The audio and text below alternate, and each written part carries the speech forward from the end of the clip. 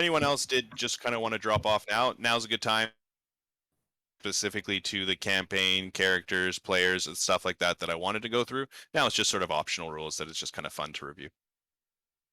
I'm sticking around for this. Sweet. Thank you. I appreciate Thanks, you. Ray. This sounds like so much fun. I'm super stoked. Yeah, I'm really excited too. I'm very excited. Yeah. So I thank you for all the hard work. Like I know this takes a lot, and I'm so happy to be a part of it.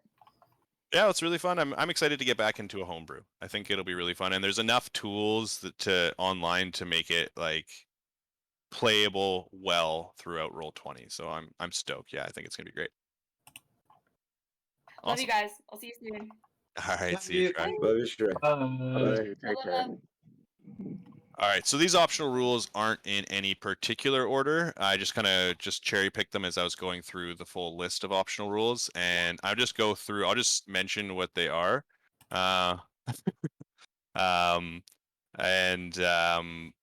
if you want to know more about it, or you're like, hey, how does that work? Let me know. Otherwise, you can definitely go and look them up on your own. First optional rule: climb onto a bigger creature. There's specific rules for that. So I really like it. It's a grappling rule, but I don't think it allows you to make sort of a successful check against those huge or gargantuan creatures that would be just too large for you to grab. Introducing sort of a mechanic that allows you to climb onto a creature and how that creature's movement space is used. So that's something that that I'd include. Disarm for sure. I really like that as a module or as a optional rule. So you can actually use ranged attacks to lodge things, or melee attacks. I think it's either. And yeah, it's just a weapon attack to get things out of people's hands. Overrun is where you can actually push through a opposing character's space. So what you would have to do is you can try and force your way through a creature's space. So as an action or a bonus action, the mover makes a strength athletics check contested by the hostile creature's athletics check. The creature attempting to overrun has advantage on this check if they're larger than the hostile creature, or disadvantage if smaller. And if you pass, you can move through that hostile creature's space on this turn. It doesn't move them. You don't push them out of the way, but you can actually move through their space. They'd still be considered rough terrain, just like anyone else would be, unless, of course, you're a nimble halfling. But that would be an option as well to kind of move through other people's space. Shove is one, or sorry, shove aside. So shove you can already do by pushing someone back up to 5 feet. Shove aside actually allows you to adjust them in combat. So I can grab someone by the to my left, which might maybe actually put them in between me and another friendly character, and now I have a flanking position or something like that. So there's a shove aside option, which again is used with a contested check. And I think it's typically disadvantage because that one's considered a little bit harder to do. And then finally, there is a tumble. So you can actually tumble through a hostile creature space by ducking and weaving through the opponent. So again, using an action or a bonus action, it's an acrobatics check versus the hostile creature's acrobatics. And then that's cool. I like that one. I like that. That one's dope. Yeah, tumble's really cool. So there's a lot of them that like that sort of like just those ones immediately off of interacting with sort of combat, or how you just sort of interact with a creature are kind of cool. Yeah.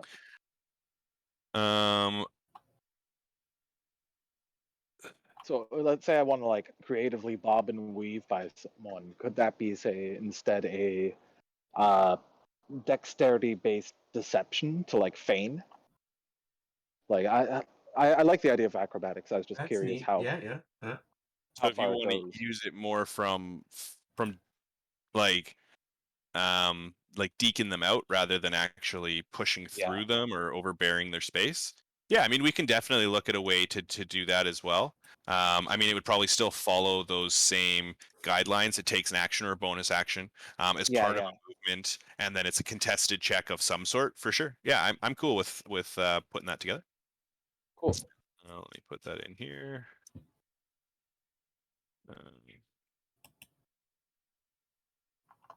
What do we want to call that? Maybe pivot's the only thing I can think of. That's like it.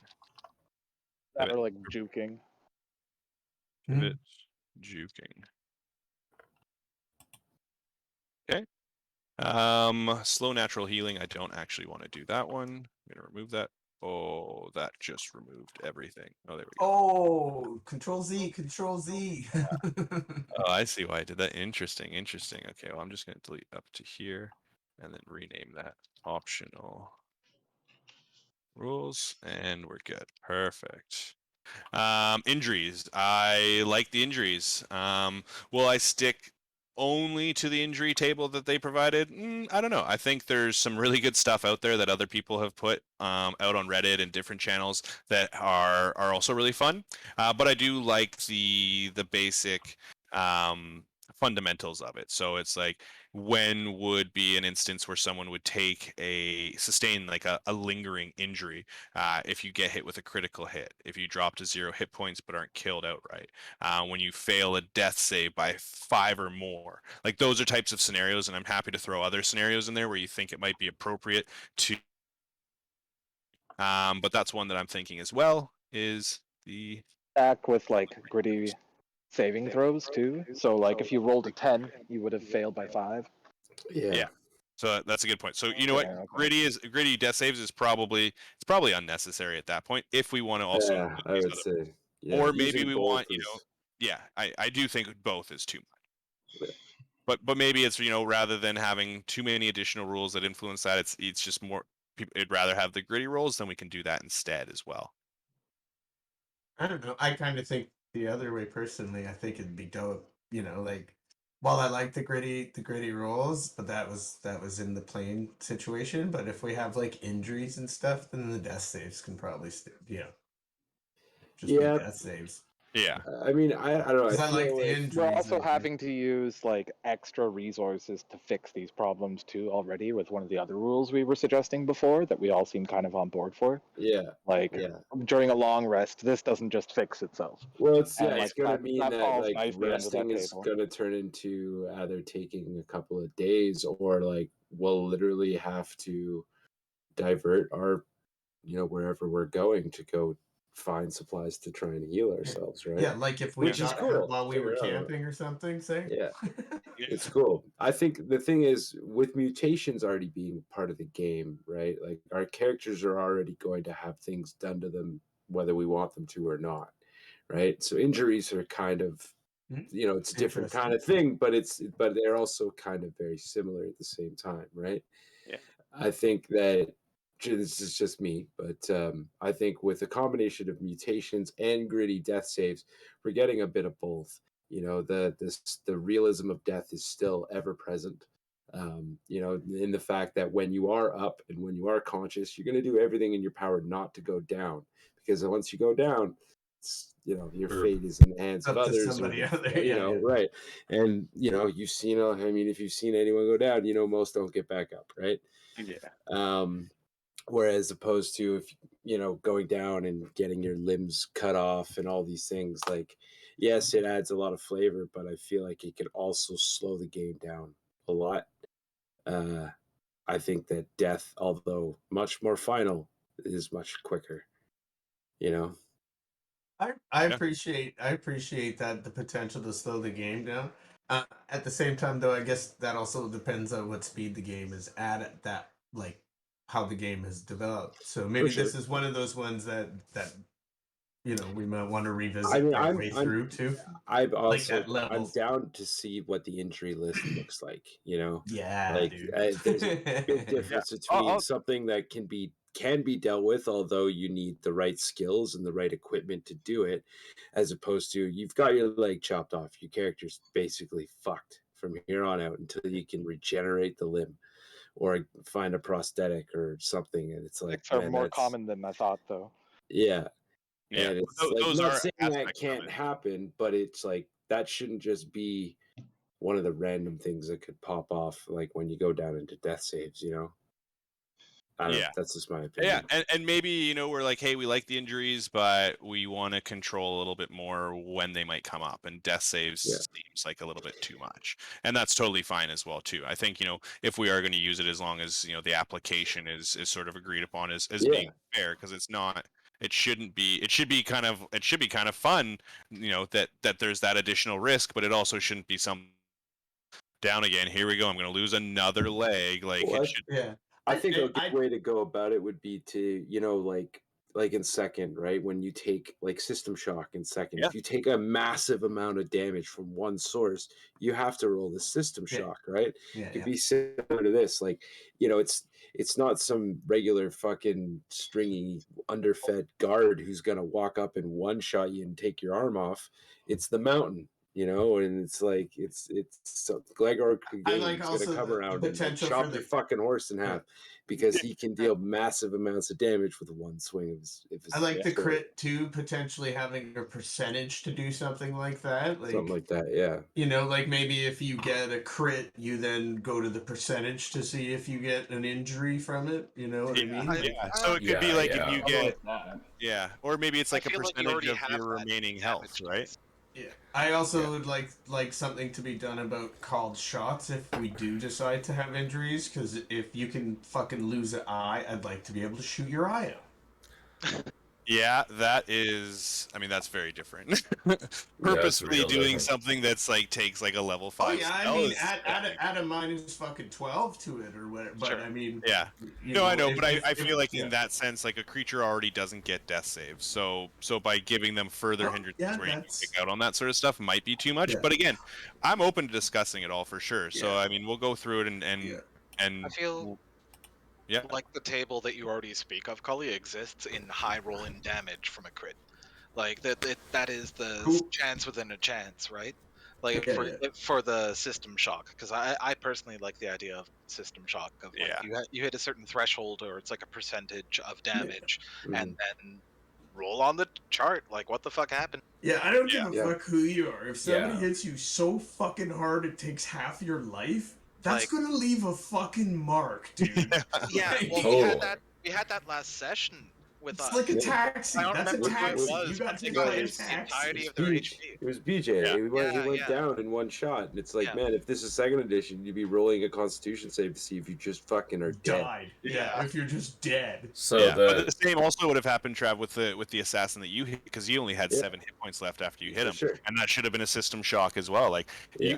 where the example is the creature survives, like their health survives the attack, but that could still outright kill them Yeah, just that's from the pure Boromir side. getting hit with those So. broomstick fucking Yeah. arrows. Yeah, so like, in situations like that, I think yes, there should be a roll of some kind because it's about more than just the number of damage you've done. Like when you Yeah. take someone down to less than 10% of their health in one shot, that's significant beyond just the numbers. Yeah, there is a System Shock rule, and I have it in my list. It's just further down, so we'll take a look at that one and consider that. And there's, like I said, there's a ton of these that I'm going to talk about. Yeah. And some of them, I like that you guys are already picking up on how they might interact with another thing that we're talking about. Like that's just a good matrix to pull that together. So that's gonna, I think, again, having this is the point of a session 0. BJ, I don't think you're really familiar with session 0 in general, but it's to kind of tie these loose ends together and make sure that we are all playing in a balanced or fair game, and use and in ways that it's also going to be enjoyable for everyone. Yeah, and that we're all on the same page and Yeah. we've all had our say. And so by all means, speak up, man. You don't Yeah. have What to do be you got, like Mike? well versed in like specifics. If you just have something you want to say, by all means, say it.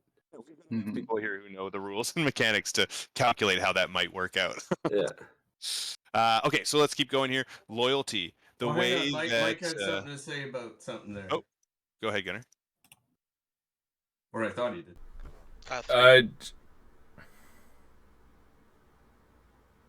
I just wanted to ask what level we're starting at. I think that that's also something we can put to the vote. I'm thinking at least probably level 3 to start with. But I also like the idea of those first levels kind of helping you flesh out who your character is and so on. So really, I think it will put that to a vote on what people prefer. And I think the general consensus will probably be 3 is early enough in that we can still build it. But if we wanted to even start at level 5, I'm kind of cool with it. So if we want to skip past some of that stuff that we've played to death, But again, haven't always played with the character that we're making, and maybe we want to flush it out and grow with it. I think we should put that to a vote. So it'd be like start level 1, 3, 5, or if anyone wants to go above that, let's kind of review it together as a group and make sure we're all on the same page. Cool. Just throwing this out here. If say we start at level 3, this is more work for, well, I guess everyone, but especially you, Jeff. But Hmm. it helps with the world building. Like each people, unless they're like intrinsically linked into each other's storyline, has like levels 1 and 2 with you through the form of like a single session or something like that. Helps you get a better idea of what that characters come from and what's around it, and gives us time to play out the character. Yeah, that's not a bad idea as Adds well. a little bit of world flavor to your background, so you have better reasoning for some things. Yeah, and it Yeah. also like for streaming purposes, you get to know everyone's little backstory. Oh, that's cute. Oh, Yeah. I like that. Yeah, that's a cool idea for sure. So yeah, I mean, I think again, like there's not a whole lot that I want to say this is what we're doing. I want us to decide together. That's how we play. So, but definitely if you have, again, like great question, but if you also have your preference, feel free to voice it, man. But I think that we're in a pretty safe place with all of us as players that we're happy Yeah. to take that in consideration. And there's lots of things that have already come up today that I hadn't thought of. Like, so it just goes to show just everyone's perspective on things helps to shed that light. Yeah, for sure. So other one is loyalty. So just how NPCs will be interacting with the group.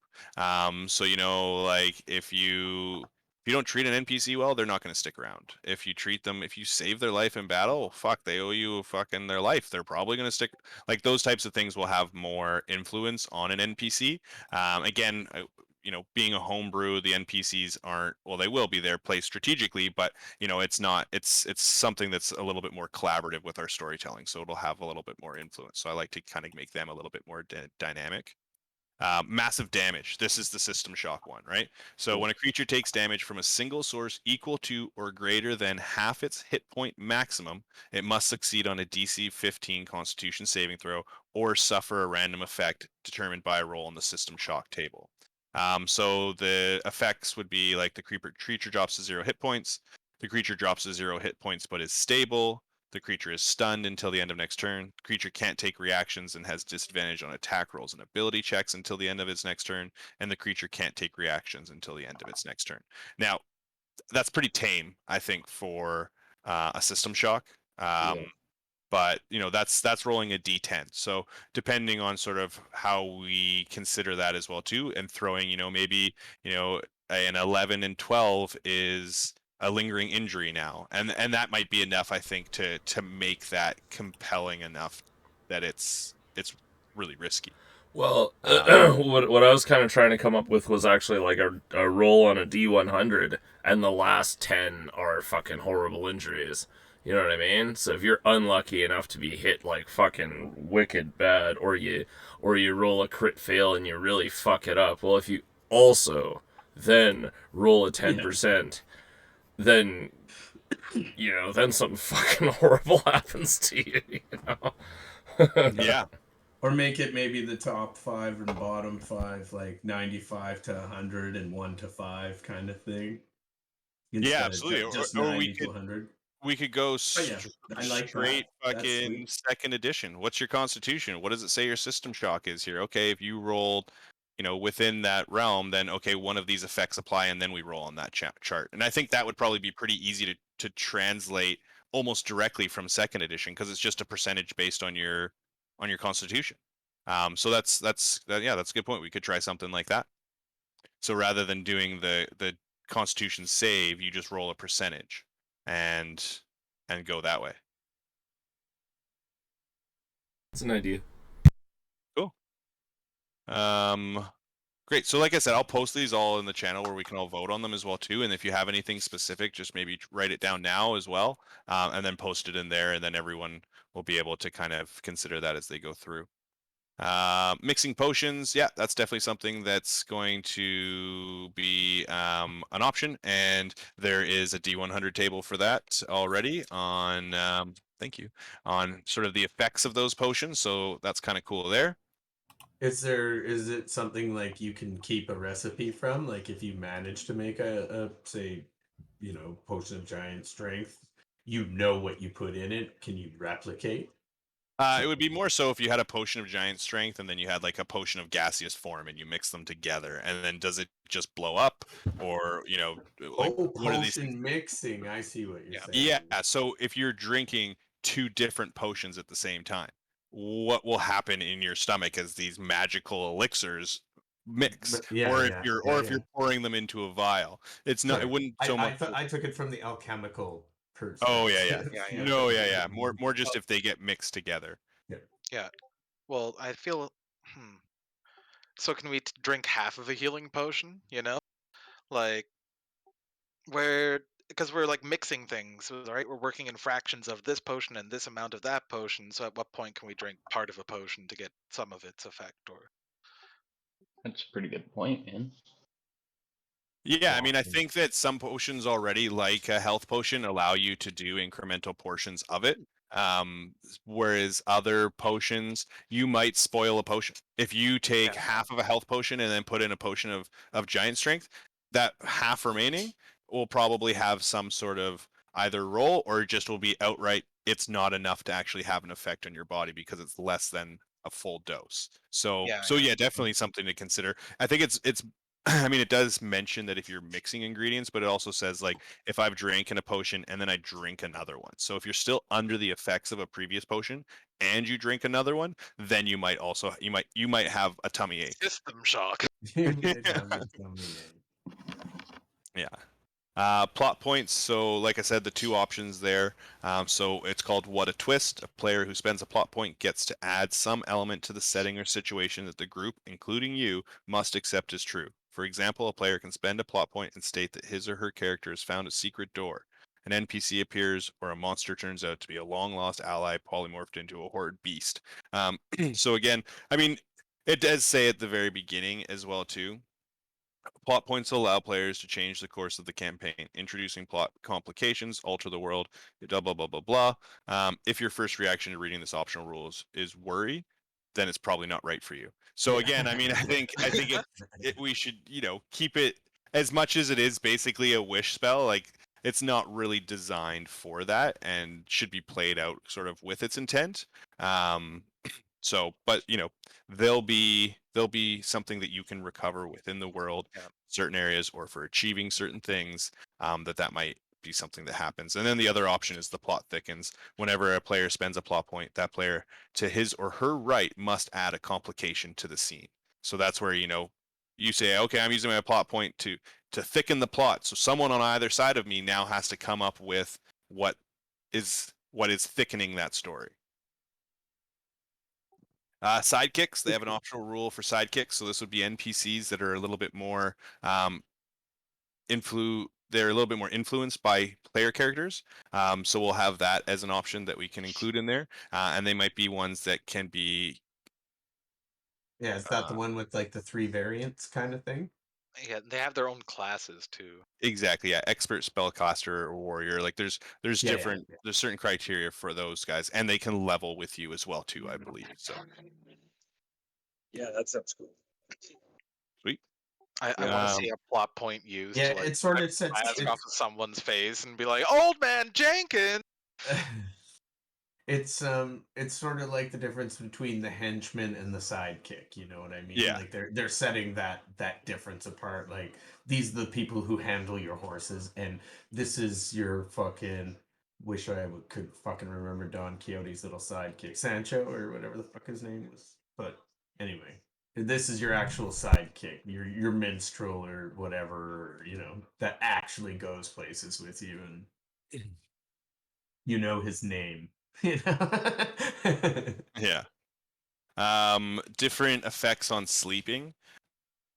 you're going to sleep in your armor, it may have an effect on whether or not you benefit from that rest or how your rest goes. So, it just says sleeping in light armor has no adverse effect on the wearer, but sleeping in medium or heavy armor makes it difficult to recover fully during a long rest. So, again, donning and doffing that armor is going to become important, depending on where it is you decide to rest. If it's a high threat area, it's probably better to not get stabbed during your sleep and still be a little bit sleepy when you wake up. So those types of things will come into play. And then just going without a long rest. So a long rest is never mandatory, but going without sleep does have its consequences. If you want to account on characters and creatures use the rules.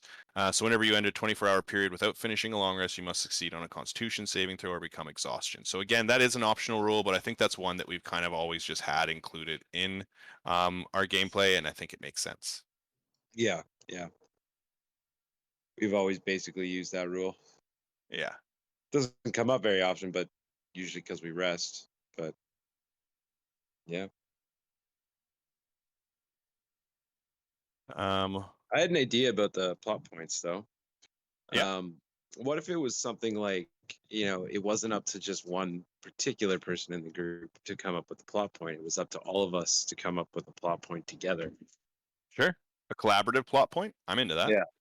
That way it doesn't just benefit like one person. It's more of a collaborative effort where I think it will fit, it could get way more convoluted that way, of course, but oh yeah. Well, isn't that kind of the whole point of the plot point in the beginning anyway? What's the name of that? What's the name of that fucking game where it's like you get like the one sentence to the story, and that's like the next person it's like once upon a time there was a, and the next person's like boy who went to the store to get a new or it dog could be like with a fucking unicorn. It could be like, it's one person's primary idea where they come up with the primary plot point, but then everyone else gets a chance, like you said, to add complications to it. or thicken the plot. at one point, a chance to pipe up and say something or add something or Yeah.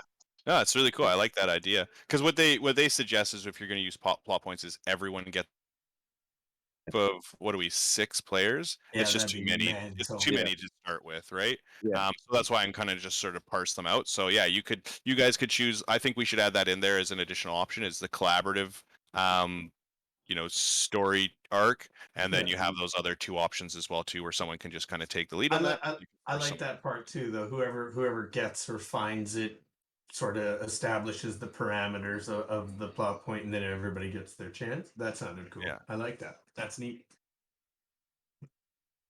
Another one here, tool proficiencies. So I mean a thing that they say here, and I really agree, is why would you ever take a tool proficiency if you already have proficiency in that skill? Like what's the point? So the idea here is that if you're using a tool with an ability that you're proficient in, is that you actually just get advantage on the roll as well instead. Or not instead, you get advantage on the roll as well. So if I'm proficient in a forgery kit, I'm using my sleight of hand ability check or my dexterity ability check on it, and I'm proficient, in my dexterity saves per se, then you would just sort of have that advantage. So it says if the use of a tool, and skill, it's based on the skill. So if the use of a tool and the use of a skill both apply to a check, and a character is proficient with the tool and the skill, consider allowing them to make the check with advantage. So I think that makes sense. Tools is probably the easiest one. Yeah. I think that makes sense.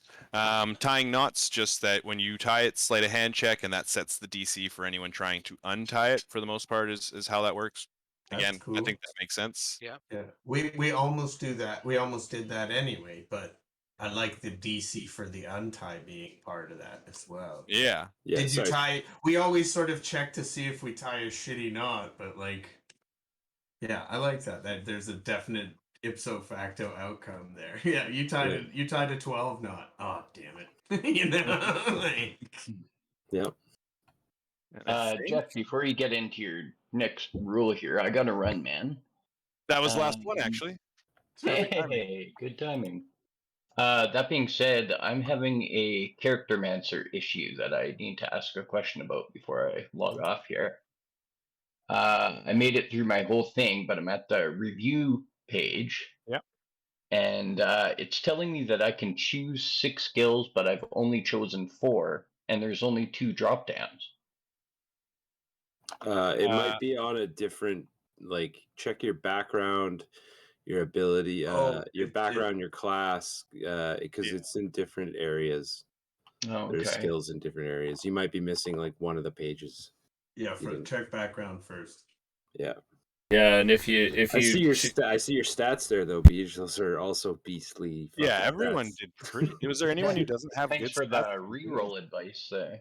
Yeah. Oh, shit, you got an Yeah, that 18 really and a pulls through. 17 And a 16 and a 15. Yeah. and then 2 13s is the minimum. Jesus. Yeah. Did anyone get like not great? Like I think everyone pretty much has great rolls at this point. Yeah. Gunnar, what was your second roll? Yeah, Gunnar, you've got okay rolls. I You got have. two no, good no, you've got an primaries. 18 up You there. got good primaries though. You I know, have. So you're. What do you have? I have one good roll, and everything else is like base. But since I'm 18. basically a robot, that kind of works for me. 18, 10, 11, 10, 10, 11. Yeah. Yeah, no I'm shit. sorry. Eh? I was looking at the wrong. I was looking at Chris. I didn't realize. Yeah. Yeah, you got one really good one there, Mike. Chris, you got 2. I don't know. George rolled pretty sick too. Yeah, everyone's looking pretty good. Yeah, George rolled good, yeah. Oh, that's neat. I changed the proficiency thing. That's really neat. So it's just your base. Like you don't that's super trippy. So it shows like Arcana, because I have an intelligence, I get 4 plus 1d4 beside it, like on your character sheet. Mhm. But all the rest are just like, like acrobatics. I don't have, like I just get 2. Like it's not a dice roll for anything you're not proficient in. It's only dice rolls for proficient things. Right. So all your other shit is just your base stat buff. Yeah, like how it normally is. Yeah. Yeah. And then the other one, So it's just trippy. It looks fucked up on the sheet. I was like, well, why is my shit all out of alignment? Cool. Well, that was really, really cool. So if there's anything else, like if you see an optional rule or just something else you see and you want to throw it in there or consider it, let's just post it or something, and we'll take a look there. And Maybe a otherwise, little controversial, but free feat. 1 free feat. 1 free feat. Everybody's a variant. Yeah. Yeah, I mean, post it. Let's vote on it.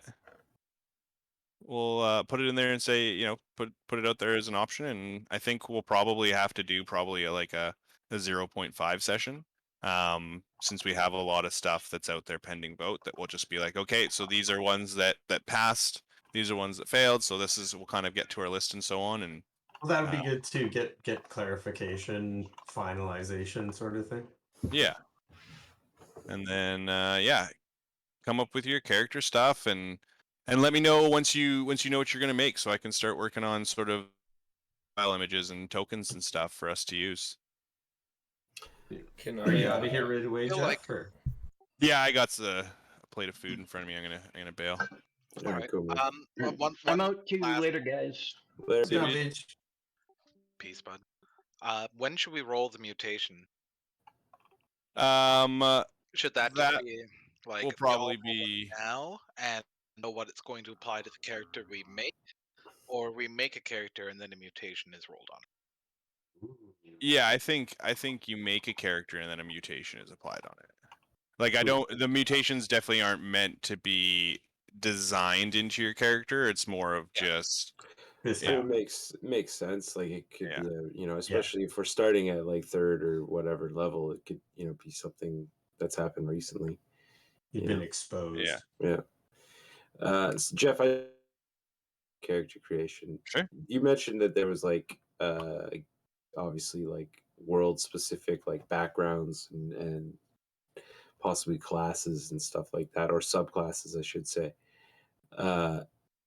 Should I just make my character normal and then go back to that later, or should I wait for? Is that even a thing, or am I thinking this all wrong? I don't I know. don't know about classes or subclasses as far as that goes, but I mean, if you like, it's like if you have an idea of something particular, like you want to be a noble, but you want that background to be specifically fixated on a certain upbringing or something like that, like let's work on it together. Write up sort of. No, it's all good. I have everything I need, honestly, out of the fucking typical me, out of the player's handbook. So, but I have everything I need, so it's all good. Yeah. Okay. Yeah. Sweet. Yeah, Actually, I'm looking at the exact same thing right now, and Simic Combine seems to be, like, I don't know what a Simic is. It's from Magic, that's why. yeah. It's they're like They're mutant people, like they mutate they're geneticists, essentially. Yeah. Yeah, so they're like combining.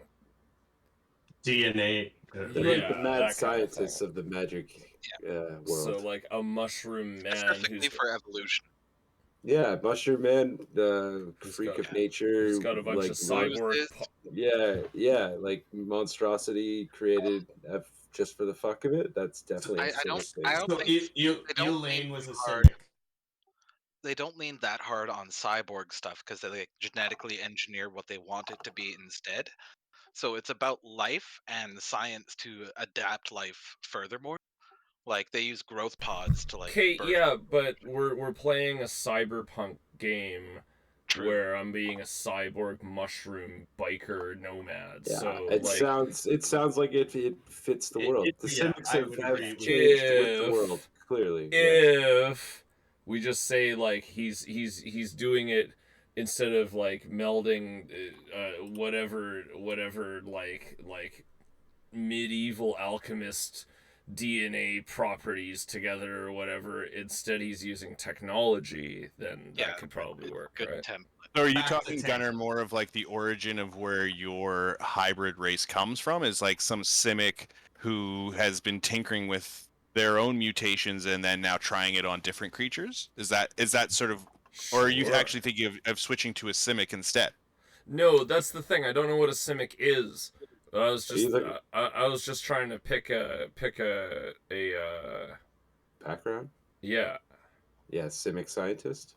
Yeah, so I was just thinking like maybe he's more robot than Mushroom Man at this point, and I mean, I And feel he's like more that researcher. background could be easily feel like it's a adapted to great fit your template. character. I got You this. know what? You'd have to tweak it a little Back bit, to I think, tank, man. but it Back to would tank. That's totally. the combination. It's like gelatinous fucking embryonic fluid meets fucking little circuitry things going on. That would Think about it. make sense in a Simic because they use tanks like VATs and shit to make their hybrids. So dunking yourself in there with the parts so that it fucking all heals up and shit. sure. Something like it makes sense. It's not a stretch like to be a Simic as what you're trying to say with the cyberpunk shit. I think it fits pretty. Yeah, and I don't see anything on here as well too as a requirement. So a Simic scientist could be any race. They Um, very much are the mad scientists, so it fits. And now that I think about it, I just realized that I must have, just the way that I've put this into my Word doc here, there's actually a bunch of stuff that I didn't address actually with optional rules. I'm just looking through now, I'm like, wait, that doesn't seem like it should be the full list.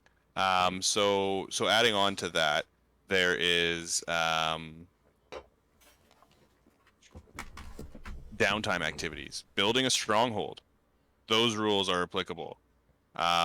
From things like a trading post that would cost you 5,000 gold and take 60 days to an abbey, or that's 50,000 gold in 400 days. So large castle, 1,200 days, 500,000 gold points. So we will be using that as well to include in the world for sure. Oh yeah, world build. I'm down. Yeah. Yes.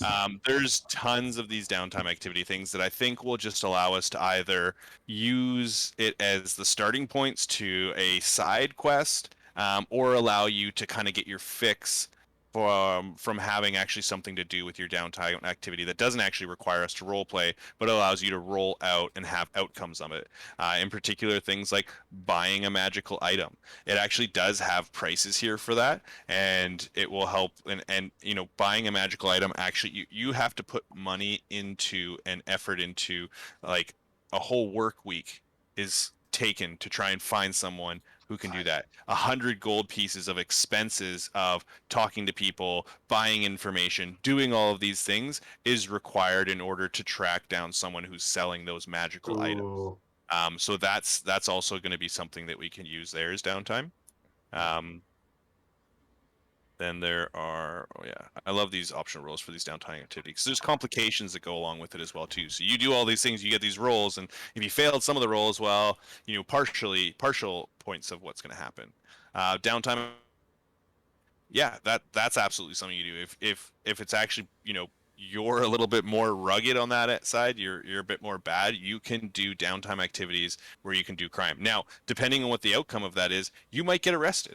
And the type of crime that you're doing, like, you know, depending on the DC value that you set as the player, will influence the severity of the treasure that you can yield, but also depending on how high of the treasure is, if you get caught, your consequences are higher. So you could end up going to jail for 6 months and paying a fine out if you failed your rolls because you set it to a DC 25 because you were going for that top level gear.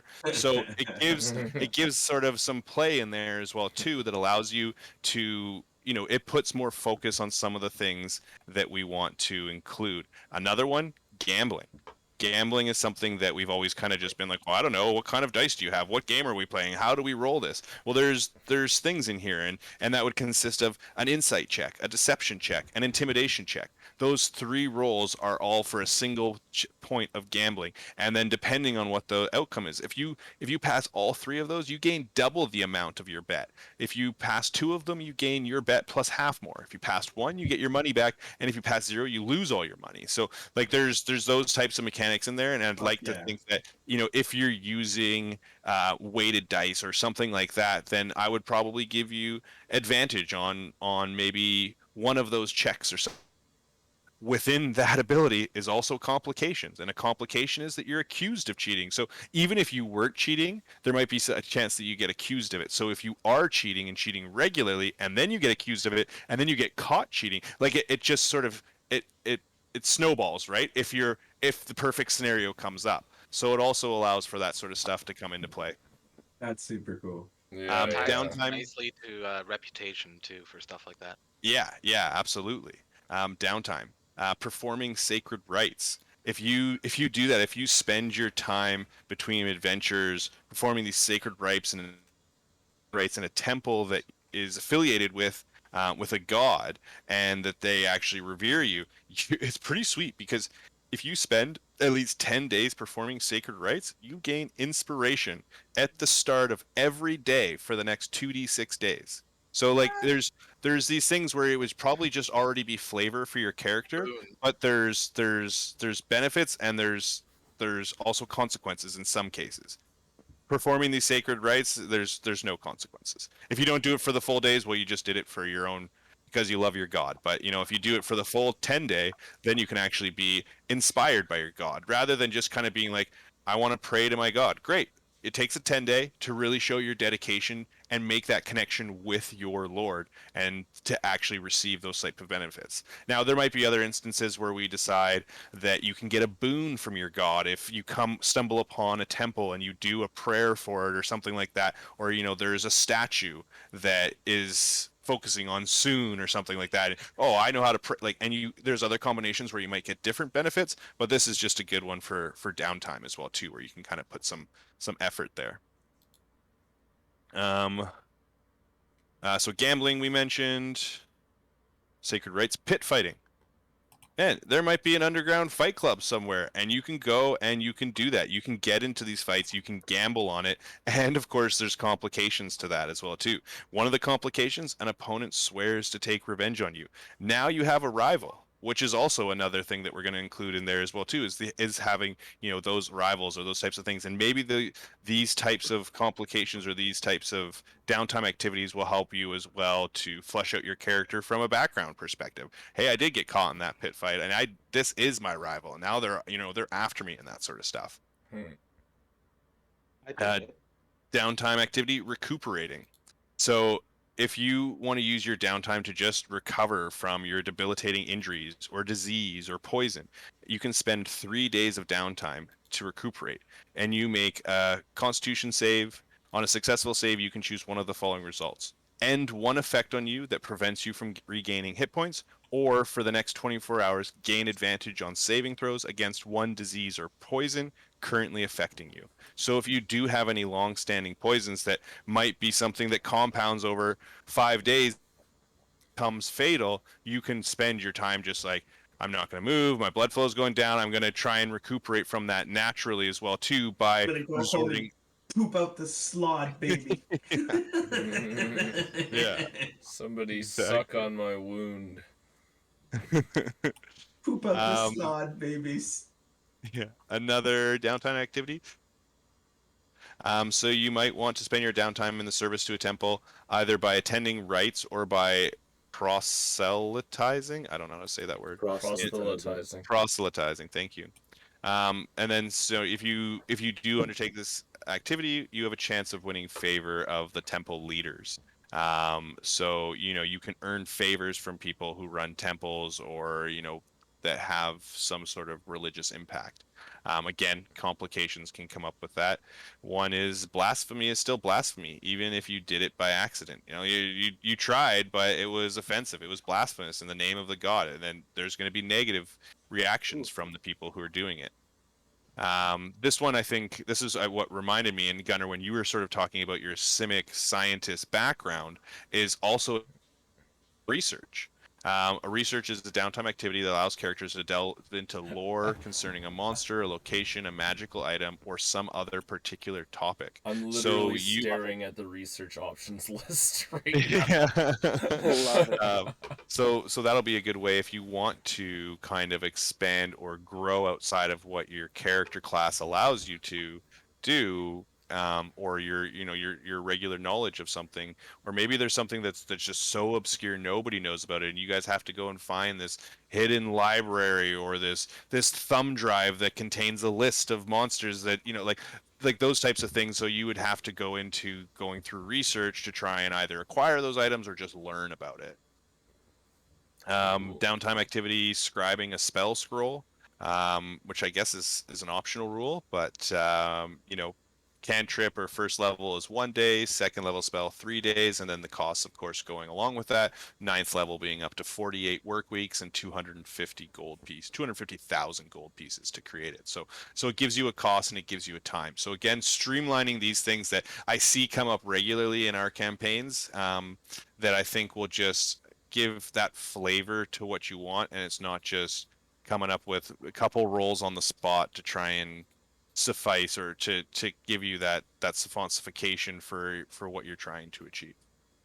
Downtime activity, we had buying magic items, now selling a magic item. So just as much as it is to try and find someone to buy or to buy a magic item from, to try and find someone legitimately who will buy it from you as well too. Selling a magic item is no means an easy task. Con artists and thieves are always looking out for these types of things. So if you go around saying, "Hey, I've got a magic sword that I want to sell," you're gonna garner the wrong attention. Mm-hmm. So to do that, you need to be subtle about it, and you need to plant those seeds. And again, other backgrounds can help with that sort of stuff. Backgrounds where maybe you're an urchin and you know the underground, you know who to avoid, or you know who to go to kind of sell those types of items. So there might be things that within your background that can also influence those types of downtime activities. And then downtime activity, I like this one, sowing rumors. You can spend time spreading rumors, and if you do it to this extent, it actually, better than just, all of a sudden someone's putting on that's gathered a lot of people and you're just like, oh, I hear this person takes pills, right? Like, it's not something that's just like that, but it's, swaying public opinion can be an effective way to bring down a villain or elevate a friend. So spreading rumors is how you would go about doing that. Well-placed rumors can increase the subject's standing in a community or embroil someone in scandal. A rumor needs to be simple, concrete, and hard to disprove. An effective rumor also has to be believable, playing off of what people want to believe about the person in question.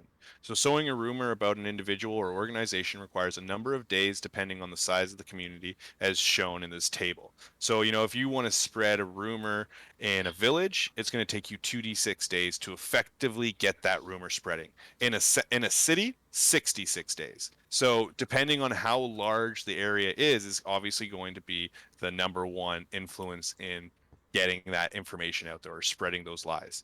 And then it also says the character must spend one gold piece per day to cover the cost of drinks, social appearances, and the like as you go around and you build these relationships with these people and then spread these rumors with them, because you can't just walk up to a stranger and say, hey, I heard this person pops pills, and they're gonna be like, oh yeah, I bet that's true. Like you have to start garnering that respect in relationships with people. So again, without getting bogged down in role playing all of this effectively, which we might want to do anyways, or something from one of these downtime activities might turn out to be shit.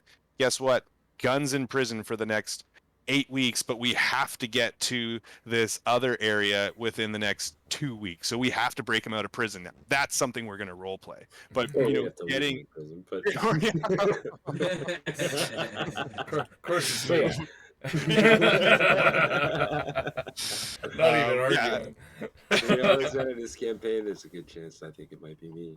The other one that's similar to research is training. So given enough free time and the services of an instructor, a character can learn a language or pick up proficiency with a tool. So it gives you those abilities as well to expand on your actual skill set within the game. Takes forever. Yeah, I mean, it says receiving training in language or tool typically takes at least 10 work weeks, but this time is reduced by a number of work week equal to the character's intelligence modifier, and training costs are 25 gold per work week. So at least 250 gold and 10 work weeks. A work week is a 10-day. So just to give perspective, so that's what, at least 100 days, which is actually pretty short considering that. But each of those work weeks has to be completed in full in order to make that go ahead. And then again, of course, there's all these complications. One of them being your teacher instructs you in rare, archaic methods which draw comments from others.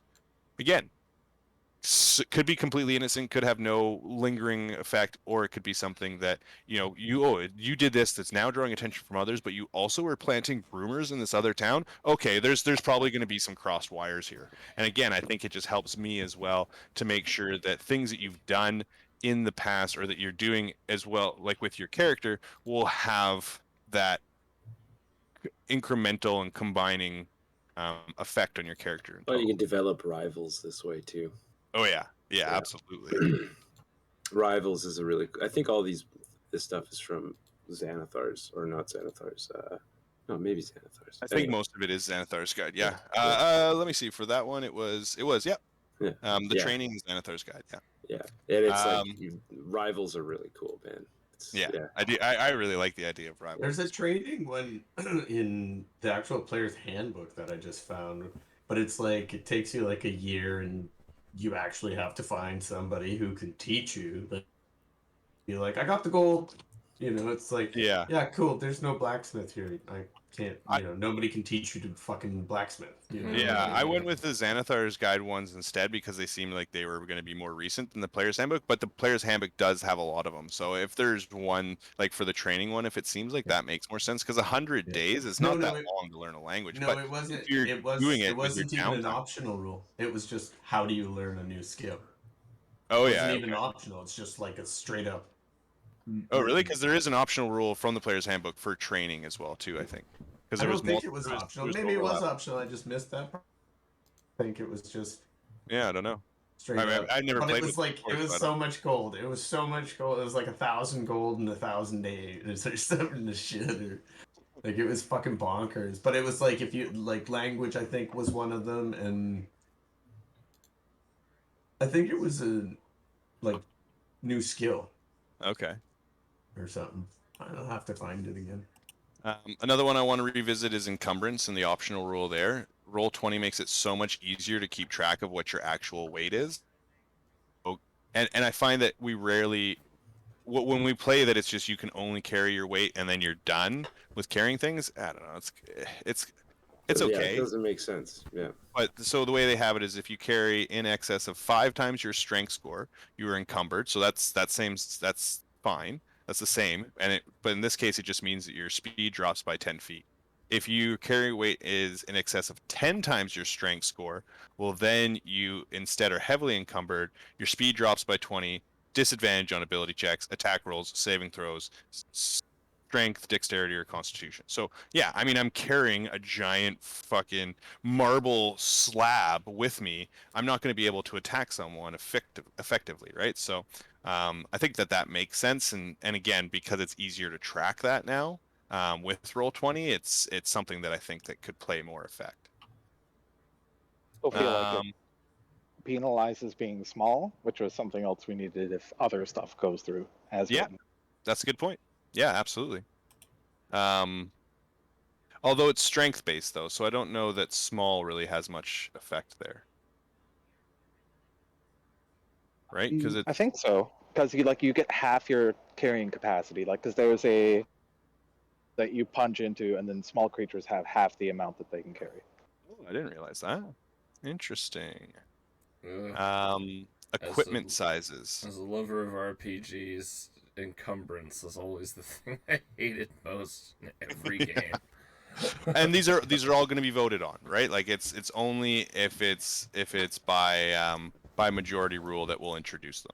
Don't get me wrong.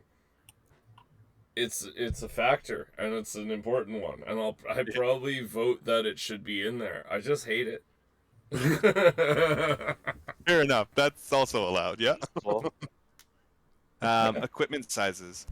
I'm a half orc and I'm wearing plate mail. Oh, I get other armor that I want instead. Well, I can't give my plate mail to the dwarf. Of cost and variables for modifying the items so that they can fit other people. So I think depending on the extent of that, whether it be like whoever discovers an item, if it's just in that size, and then anyone else who wants to wear it would have to be modified, or maybe I'll decide what shape it's made for initially, and then it's not based on that. But I think equipment size makes sense, and for the most part, I think we try and keep that in consideration when we've played in the past. To a rule that we had talked about earlier. When it comes to rolling on proficiencies, does that also apply to our armor class? Because you're proficient in an armor, right? You're proficient. No, the AC stays the same. That's right. Yeah. Yeah. Okay. I found the training thing. It's on page 187 for the record. Same with if we were going with regular. If we go with regular initiative, your dexterity, you wouldn't roll a D4. That would just be whatever proficiency bonus would be is what's added to your initiative for dexterity. So those types of things stay what the static number is. It's only when you're rolling with something you're proficient in that you roll the But dice. if you're rolling an attack roll, you would add, instead of adding a proficiency bonus to your attack, how we roll, say you're swinging a sword and it's a strength-based attack, you'd roll a d20 plus a d4 and then add your strength modifier to hit, correct? Yeah. We're doing it with attack rolls as well, right? And same with spell attack and everything. Yep. I didn't see that on the sheet, but it probably is. Yeah, so the training was for a language or set of tools in Player's Handbook. And it's 250 days. It costs 1 gold per day to learn a new language, and you have to be able to find somebody who can teach you how to use the fucking shit. Yeah. So I think the difference here is that it was language and skill as well, and tool was also included, and the time was lessened, but the cost was similar. 25 gold pieces per work week, 10. Yeah, so still 250 gold, but it takes about half the time. Interesting, yeah. Falling, they have some interesting stuff there, like rate of falling as well too, and just how to deal with that, which might come up. There's one thing if you fall off of a 150-foot cliff, and there's another thing if you fall out of a ship that's 1,500 feet in the air. That fall doesn't end within a single turn, so it just kind of talks about that and the effect of a creature who has flying. So if you have flying and you get hit with the prone condition, well then you start falling. but it has an options in here as to how to combat that. Like if I go and I have a flying creature and I fall off of a cliff, well, I can use my movement speed to reduce my fall. So if I'm only falling 30 feet, I can actually use my movement speed and not fall and actually land on my feet by flapping, flailing, but I'm going to be obviously better at doing that because I have wings or some sort of flying mechanism. So I think though that's kind of cool. Again, it just sort of puts rules on how to manage that. And then, if you're falling for a long distance, so let's say, I have flying, someone knocks me prone off of a 30-foot cliff, I'm going to fall and I'm going to hit the ground and I'm going to hit the ground flat. If I get knocked off of a ship that's 1,500 feet in the air and I get knocked prone, well, then I can actually use my movement to stand up in the air, which basically allows me to then get the ability to control my flight again. So it just kind of puts that into a role there. That makes sense. Fear and horror, these will be things that definitely can come into effect. So if something is just if you confront a threat that's so overwhelming that there's no chance that you can overcome it, well, that can inflict fear upon you. Dragonlance used to have it for dragons, Dragon Fear. You had to roll it, like just encountering a dragon, you had to roll and see if you like froze, ran, or whatever, right? They have it in 5th. I always forget to do it. Pretty much every time you guys have run into a dragon in Tiamat, you should have been rolling as if you come within 120 feet. And I mean, always we forget were it. on top of it a bunch, but we kept on having Heroes Feast, so we kind of lost. Yeah, that's true. Yeah. Feasts. And then there's the last horror one's as gonna well, be the too. best feast ever. Oh, yeah. They're the Oh, yeah. most expensive. No, I disagree. I think the one in October will be the best one ever. Oh, that's true. That's true. We be able to tested taste out. it. We tested out Bannock tacos a couple days ago. Oh, nice. Horror is something that if you are overcome with horror, then that can imbue madness, short term or long term. But something that's entails complete revulsion and anguish might differentiate from something that's grateful. So those will be in there. Firearms we're obviously using. So there's a table for that and proficiency. Properties. The healing kit dependency. So a character can't spend any hit dice after finishing a short rest until someone expends one use of a healer's kit to bandage the character. There was another one for long rest, but it looks like it's been deleted. Which I think what I would do is I would say that this would be more for a long rest rather than a short rest, to be honest, or both. I think the long rest one was that it takes like up to 7 days to heal.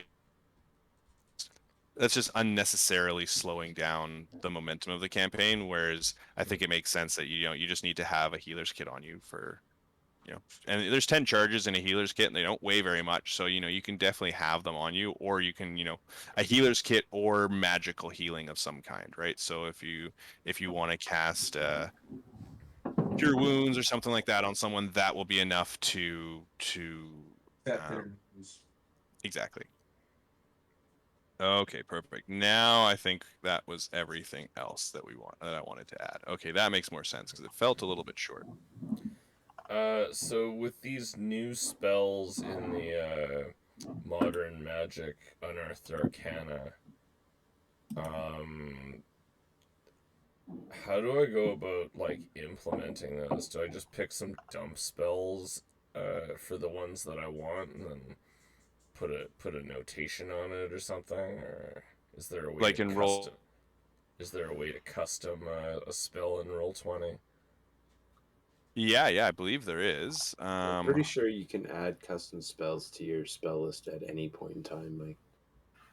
Okay. Yeah, I think so. Yeah, so for character creation, you might have to just, when you're in character creation, Mike, yeah, you'll have to just pick a couple dump spells that just to finish it off, and then, either delete them if you can, or just, make a mark on them to know that they're placeholders and they're not real spells, and then on your actual character sheet you can. It'll mostly be copy paste. So yeah, it's the little plus symbol, and then it opens it up for you. It's name of the spell, school, whether or not you can ritual cast it, casting time, range, blah blah blah. So Oh, Should have a lot most of, lot things of in there as copy well too paste. for you. Yeah. Okay. Yeah, a lot of copy paste if it doesn't, but yeah, you can totally add whatever. Okay, good. And I think once you, maybe I'm mistaken, but I thought like once you added something like that as well too, that it would be something that just stores in the compendium, but I'm not sure if that's true. Yeah, I don't know. I don't think that's true because there's Well- definitely like stuff that I've added from different characters that aren't there. It never that showed I up. look for Yeah. it later. Yeah. I wonder if I can add that. Huh. I don't know. Maybe I can. Maybe it's something that I can add as something. But either way, yeah, you can definitely do it within your character screen. Get him, Mike. So Right. I'm what's flying in my face all day. has everyone decided what character they're making? Yeah, I'm already tits deep, so I might have, depending on what people vote on, I might have to reverse some shit. But I mean, your character's your character, man. I don't know why you'd have to reverse anything. well, just because if we say if everybody votes level 1, I've already. Oh, yeah. When me and Jeff were talking at the time, he was like, "It's probably. I think it'll be level 3." I highly doubt anyone's going to want to start at level 1. Yeah. But I like the Personally, idea no. of maybe that background play though. That sounded neat. yeah, I'm down to do that. I'm down to do that for sure. Well, I am. I've decided what I am. Nice. What is it? I am a half-elf warlock. Go with a half-elf. Gonna be the most hated piece of shit in the realm. It's gonna be great. Yeah, just take Took that an- disguise thing. Took an urchin background, Nice. and yeah, it's gonna be good. Yeah, I might toy with throwing in like a custom we've done before, like we've seen before with other modules where you can Yeah. kind of have ones that are more a part of this. So, just think loosely on that for now if you want. Yeah, I But- mean, if it makes sense for my character, I'll take it. But urchin actually works really well for me, man. The way I see it is like I'm the unwanted son between some unholy union, and I just got dumped in some random shithole. Dumpster baby. Expected to die, and despite all the odds, I've lived with nothing but a will and resolve to get back at those who hurt me. Nice. Which is everyone. Literally everyone. Does anybody else know their characters right now? I mean, I know Cully, you've got yours already pretty much figured out, which is a Rock gnome. rock gnome fighter. Hey. Not by choice though. He wanted to be an artificer when he grew up. Oh, still time. There's still time. Gunner or Chris, have you guys figured that out yet? Oh yeah. Yeah. I Oh yeah, I think, guess Gunner, we know what you are. Yeah. Kenku lore bard, archaeologist, and Nice. yeah, I was trying to figure out. It's weird looking at the bard spell list and like what you can do with that. But specializes in counterfeiting goods. That's how he got his. I haven't decided who his rival was, but like he found a site first, like took the real one, made a copy of the artifact, and then framed the other person as an illegal one to get them arrested. Nice. Nice. Yeah, the way I I guess- see it, I'm making my way home from the giant realm. I mean, I'm almost afraid to ask because I mean, I don't know if you guys even want to say, but do you guys want to say what your alignments are going to be? I don't mind. I mean, it doesn't matter. We're all pretty good about Yeah. ignoring that. I mean, it's no shocker. Mike, It's 90%. you're being pretty quiet, so I'm assuming you don't want to say anything about your character. I'm gonna be neutral evil. Neutral evil? Me too, buddy. Okay, I'm gonna be a nomad, half mushroom, half machine, like mad scientist. Oh, who's- dude, I who's- just want to be a pirate who brings about the destruction of the elves and the humans combined. My Yeah. guy's basically gonna be like half. Anybody ever play Knights of the Old Republic? The A little bit. No, I never did. HK-47. Okay, yeah. He's a robot companion, an assassin droid that you can get as a companion. He's funny Yeah. as fuck. He calls everybody meat bags, and it's just a disgust for fucking basic organic life. That's awesome. Sweet. And like at the Sweet. same time, there's gonna be the mushroom thing. So I was kind of thinking that like the founders in Star Trek, you'll never know the greatness of the Great Link. You'll never know the mycelial network's greatness. You pathetic pathetic individuals. You know. So, Yeah. mixed with Sweet. machine mind. I think that would work. Yeah. Look forward to meeting you. I look forward to being hated for something entirely new. Yeah. This is a special kind of hate. Yeah. Well, and I mean, Oh, no one's ever said that to me before. This is a truly unique experience. I shit on George for being for always being the same character. So this time, it's the first time I'm playing a small character. It's the first time I'm playing it's gonna be a techno mage. So it's the first time I'm playing a damn wizard. It's the first time my main stat is intelligence. It's usually my dump stat, and everything else is low. Nice. Well, I mean, I got an 18 charisma and an 18 dexterity, man, so I'm pretty good. Yeah, no high charisma, high dexterity this time. Yeah, that's me this time. It's crazy. Yeah. Cool. Well, that's gonna be awesome. I've I look forward to it. Secondary stats into intelligence. Ah. Yeah, I want to see what I can do with that because I have like proficiency in every skill that's based on like intelligence, and I feel like it's relevant to being a tomb diver. Yeah, absolutely. I mean, I took my constitution and my intelligence are also 16, so Nice. I got good stats. I got real Yeah. nice stats. Hell yeah. There's lots of good stats circling around. I do got to run because I want to eat this cold food now. But Oh, shit, yeah, sorry, Jeff. no. I mean, I missed a whole bunch of stuff there. I prolonged my visit here just by remembering more things. If my, but if that my was- audio was great. worked, if my audio worked, I hit record when you said that you had more stuff to go over. Oh, okay, sweet. So, Nice. so I might have video so that the rest can just get caught up. Oh, perfect. Ooh. Tight. All right, I'm If- gonna roll too, guys. Love if- you. All right. if, Awesome. guys. All right, thanks everyone. Bye. Bye, guys.